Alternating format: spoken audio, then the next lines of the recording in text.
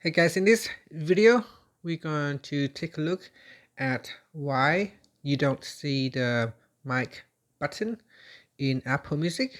Now, one of the main reasons that you don't actually see this mic button in your Apple Music is because you may not running the latest version of iOS.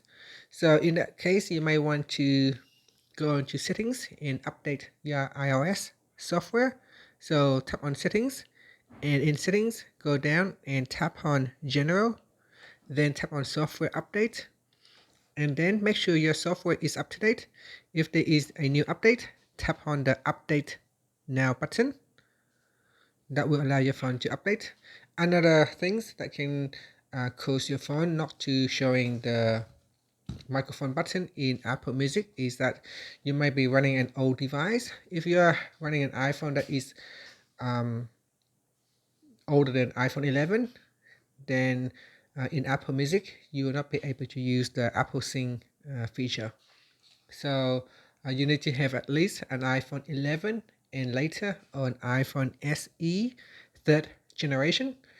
Any device older than that does not support. It will not support Apple Music Sync, and that is one of the reasons why you may not see the microphone or the mic button when you open up or when you are turning on the lyric in Apple Music.